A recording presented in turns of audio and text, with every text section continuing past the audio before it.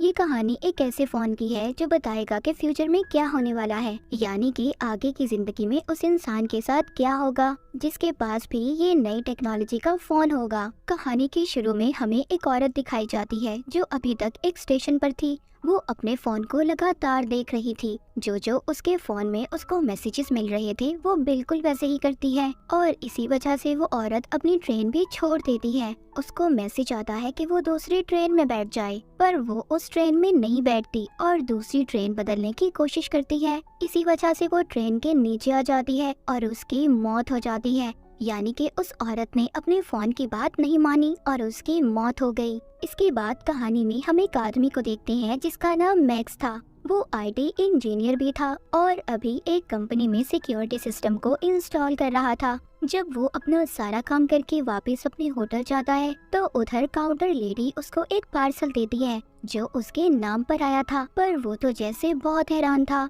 क्योंकि अभी तक ना वो इस जगह पर सही से किसी को जानता था और ना ही उसने ऑर्डर पर कोई चीज मंगवाई थी, क्योंकि वो तो सिर्फ अपने काम के सिलसिले में यहाँ थाईलैंड आया था। लेकिन खैर ये उस पार्सल को अपने कमरे में ले जाता है। जब जाकर उसे खोलता है तो उसमें एक लेटेस्ट टेक्नोलॉजी का मोबाइल फोन था। उस फोन पर जीजीटी की ब्रांडिंग थी, मतलब इस कंपनी ने इस फोन को बनाया था। वो हैरान था कि ऐसी तो कोई कंपनी मार्केट में नहीं है।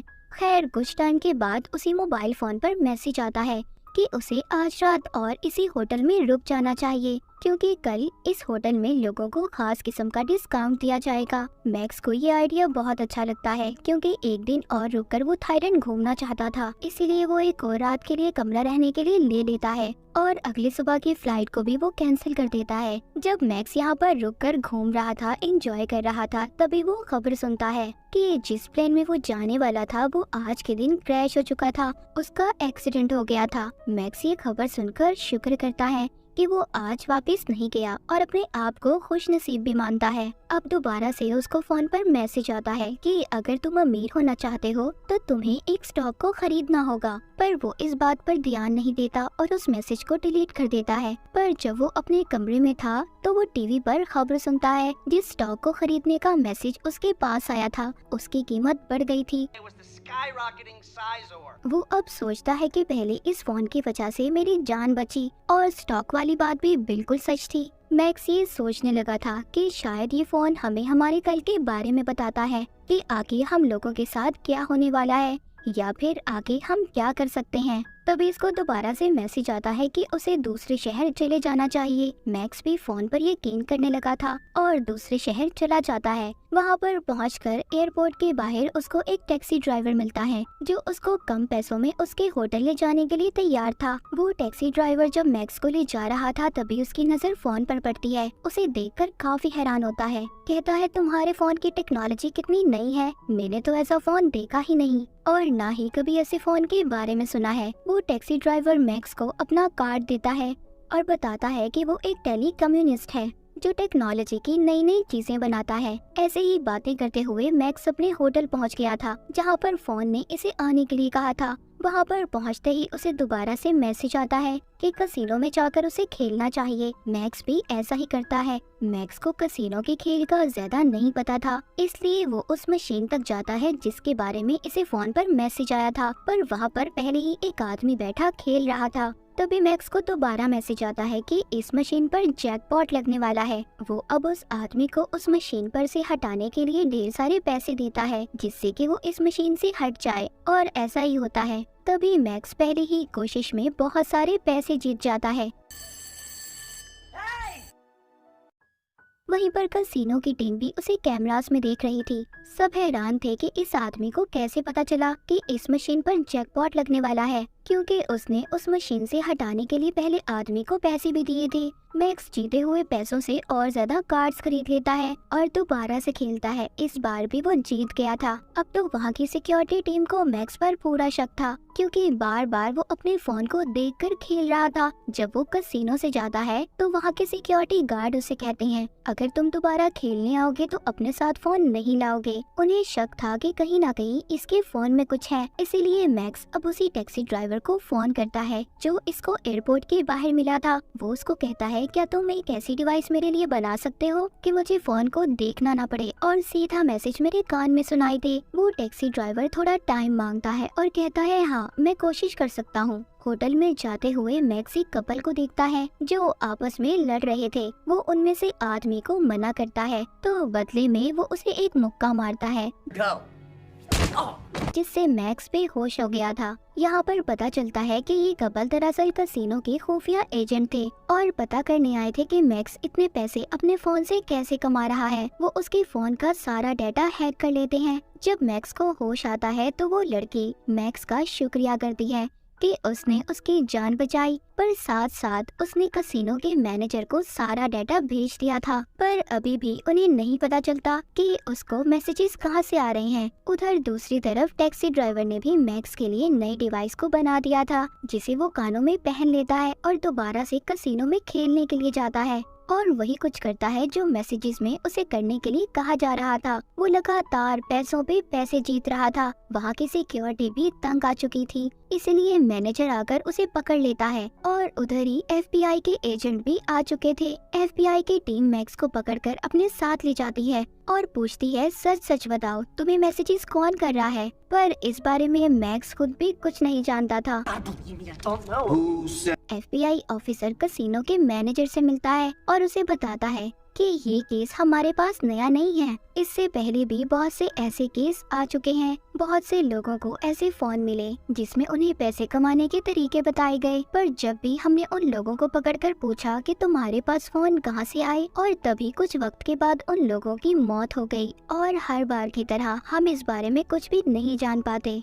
अब ऑफिसर मैक्स के पास जाता है और उसे कहता है, देख तुम्हें हमारा साथ देना होगा और पता करना होगा कि फोन कहां से आया है। ऑफिसर यहाँ पर अपने बॉस को भी फोन पर बताता है कि अभी तक उन्हें कुछ भी नहीं पता चल सका फोन कहाँ से आया, पर हाँ मैक्स भी अब हमारी मदद करने के लिए तैयार है। वो मैक्स को दोबारा से कैसीनो में भेजते हैं और कहते हैं कि इस मोबाइल के डाटा को हैक करने के लिए हमें कम से कम 3 मैसेजेस की जरूरत है। तभी दोबारा से मैक्स को मैसेजेस आना शुरू हो जाते हैं। इस बार भी वो उन्हीं मैसेजेस के कहने पर खेलना शुरू करता है, पर वो हार गया था।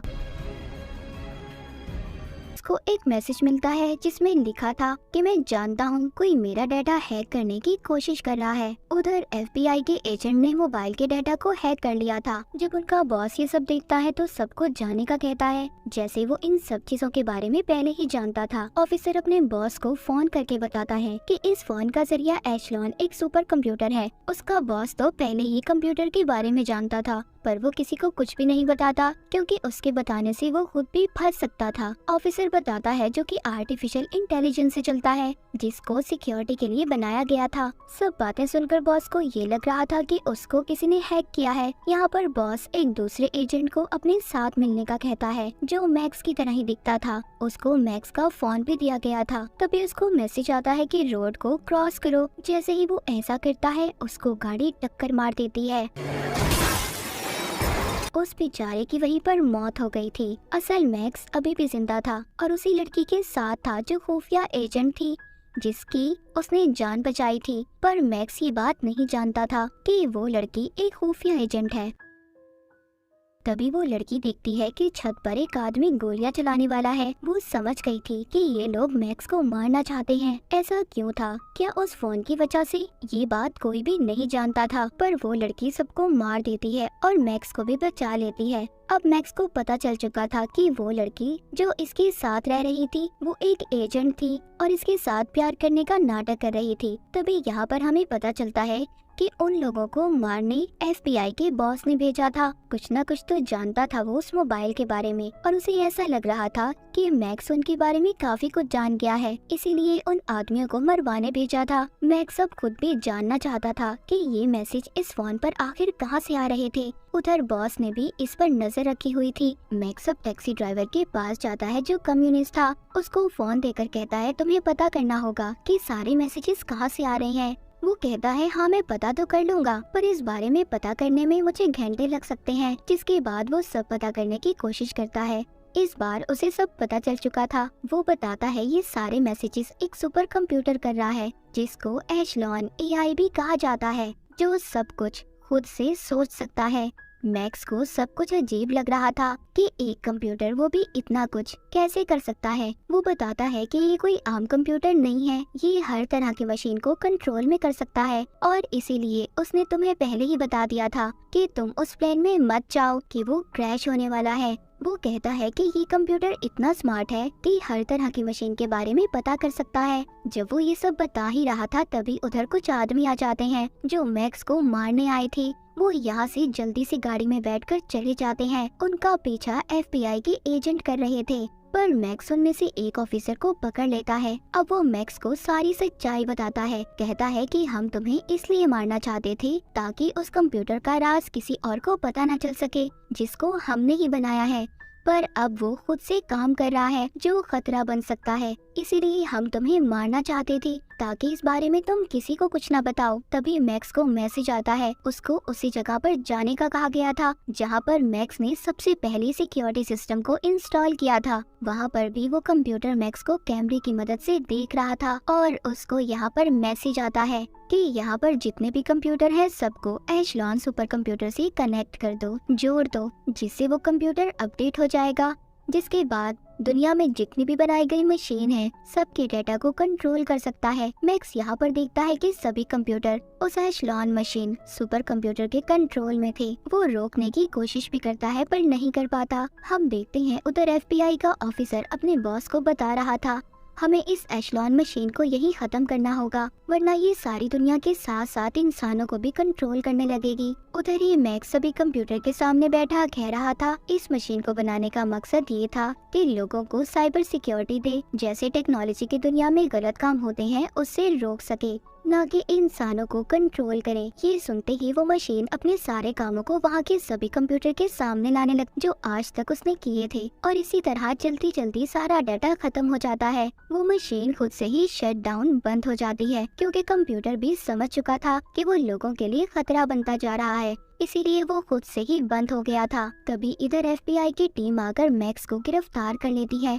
पर कुछ वक्त के लिए फिर उसे छोड़ दिया जाता है। मूवी के आखिर में हमें ये भी पता चलता है कि वो टैक्सी ड्राइवर दरअसल एक कैप्टन था जो इसी मिशन पर काम कर रहा था। उसने एशलॉन सुपर कंप्यूटर को बंद करवाना था। तो बाज दफा हमारी जिंदगी में कुछ ऐसी चीजें आती हैं जिसको बनाते तो हम फायदा पहुंचाने के लिए हैं, पर वो हमारे लिए नुकसानदेह साबित होती हैं। तो हमें हर चीज का उतना ही इस्तेमाल करना चाहिए जितनी उसकी जरूरत हो। जरूरत से ज्यादा चीजों को इस्तेमाल करना हमारे लिए खतरा हो सकता है, जैसे कि मोबाइल फोन या फिर कोई भी नई टेक्नोलॉजी की चीज। और इसी मैसेज के साथ ये मूवी यहीं पर खत्म हो जाती है।